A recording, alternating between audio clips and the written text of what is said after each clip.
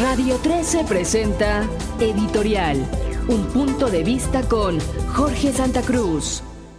Licenciado Muñoz Ledo, buenas tardes. Buenas tardes, ¿cómo estás? ¿Cómo Bien, te va? le voy a hacer una pregunta que nada tiene que ver con el libro, pero siempre he tenido curiosidad por favor. y he querido... A lo mejor todo tiene que ver con el libro. Si el maestro o el doctor Freud tiene razón, todo tiene que ver con los libros que uno escribe. ¿Cuántas entrevistas ha dado Muñoz Ledo? ¿Con este motivo? No, con todas. Porque usted es un hombre de política de muchos No, años. eso es incontable. No, tendría que es muy difícil.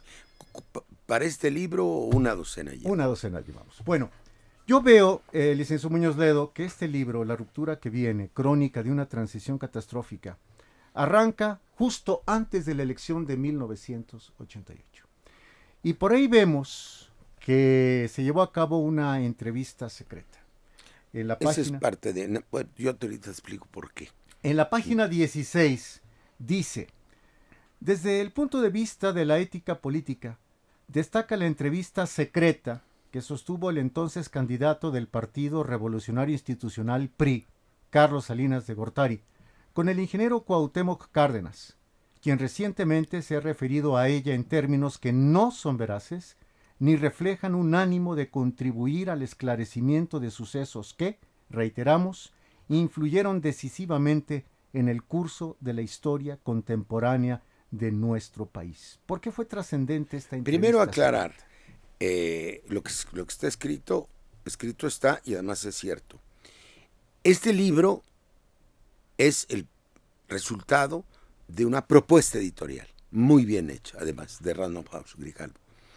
Ellos me propusieron, supuesto que mi último libro, que se llama Sumario de una izquierda republicana, había aparecido ya hace tiempo y llegaba hasta eventos del 99, que reuniera testimonios, documentos, artículos, entrevistas, para que ellos las editaran como un texto más o menos corrido. Yo hice mi equipo hizo la primera selección, ¿sabes? Salieron, a propósito de un número de entrevistas, más de 2,000 páginas de material, 2,200. Nosotros redujimos a la mitad, cosas que nos parecieron secundarios, redundantes, a 1,000. Y de esas 1,000 páginas, ellos escogieron estas 400. Ese no es un texto de hoy, ese es un texto de época. Es un documento que yo preparé para un consejo nacional PRD, que finalmente vino el conflicto y ya no se hizo público. Pero no es con la intención de provocar ahora nuevos conflictos, sino, como tú lo has dicho, para esclarecer el pasado. Yo creo que nada se entiende de lo que ha ocurrido si no se entiende el 88. Ya nos ha ubicado usted. Ya nos dijo por qué se escribió el libro.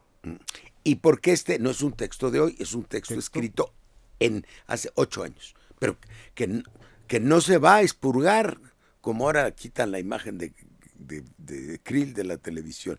Yo estuve de acuerdo en que se quedara, porque ahí había un agujero. Eso se tiene que explicar. ¿Por qué? ¿Para qué escribir La ruptura que viene? Porque estoy pensando en que lo que se necesita es reanudar la transición. El país ya llegó a un punto muerto, ¿sí? Ahí hay textos, uno se llama El cachorro enjaulado, referido a Felipe Calderón. Falta uno que acabo de publicar, pero ya estaba el libro en prensas, sobre la coagulación oligárquica. De toda evidencia, la transición democrática mexicana se desbarrancó, se descarriló. Vivimos un estado de anormalidad política, donde no hay legitimidad del Ejecutivo. La mitad de la población, cuando menos, no reconoce que las elecciones fueron limpias. Estoy seguro que ni tú, ni las 4 personas que están aquí afuera, si les preguntamos, las encuestas no mienten. La Corte está, en materia política, dando sentencias que son totalmente favorables al Ejecutivo y, digamos, en una línea conservadora. Y ahora también está en tela de duda la representatividad del Congreso. Nos lanzó a todos 6,000 ponencias de la sociedad, 1,100 ponencias de los partidos, a una reforma del Estado, que ya pararon. No se ha hecho nada de la reforma del Estado. Entonces ya no hay tampoco legitimidad. Legitimidad sí, lo que no hay representatividad. Fíjate que la gente a la última encuesta, hablando de pulso de la opinión popular, en 74% dice que debe resolver el asunto del petróleo la ciudadanía en las urnas, no el Congreso. Es muy importante. Por eso se necesita una ruptura política. Usted habla, licenciado Muñoz Ledo, en la página 315 de su libro La ruptura que viene, crónica de una transición catastrófica del cachorro enjaulado. Y dice, el ejercicio ensimismado del poder es con frecuencia síndrome de debilidad congénita. Acusa un reflejo defensivo frente al entorno que no se puede domeñar y ni siquiera encauzar razonablemente.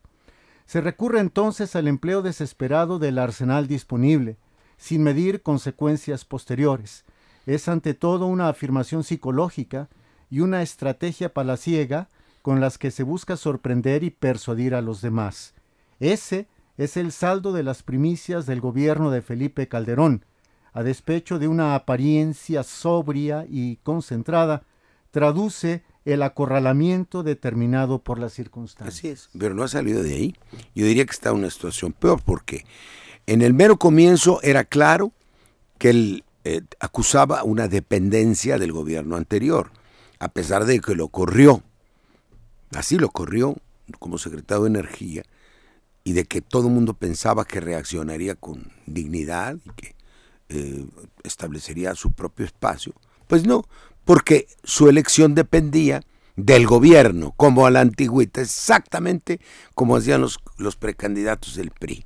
No pelearse con el presidente hasta que éste los hiciera sus sucesores. Entonces, hubo ahí desde el principio un compromiso de impunidad y una continuidad de negocios. Se acabaron los negocios de los Sagún, comenzaron los de los Murillo, ¿no? Muriño. Primer punto, entonces era en ese momento que escribí dependiente del anterior, pero dependiente de los compromisos del anterior, que es lo peor.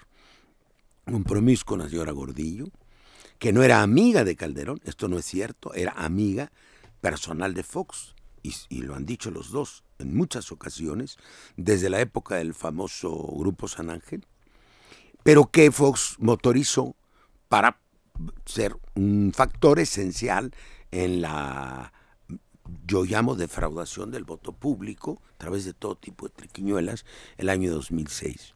Entonces él no tenía para dónde arrimarse. Fíjate el nivel del gabinete. Bueno, tú eres periodista y seguramente tú vas a ser la excepción. Yo pregunto a gente informada y profesionistas, incluso gente que están en la política, los nombres de los miembros del gabinete, y nadie lo sabe. Muriño se sabe. Patricia Espinosa se sabe. Medina Mora se sabe. De ahí en fuera, la gente no se acuerda de los nombres. No, esto es muy grave porque esto nunca ha pasado en la historia de México, discúlpame. Un hombre débil es un hombre que se rodea de hombres débiles. Es el síndrome degenerativo de la política. Un hombre fuerte, con confianza en sí mismo, puede invitar a los mejores, porque no tiene miedo que le den un golpe de Estado. Son yuppies y yunques. Muchachos, yo no me quejo de que haya renovación generacional, qué bueno, sin experiencia de Estado, sin cultura política, sin conocimiento de la historia del país y sin nombre. No tienen nombre ni rostro.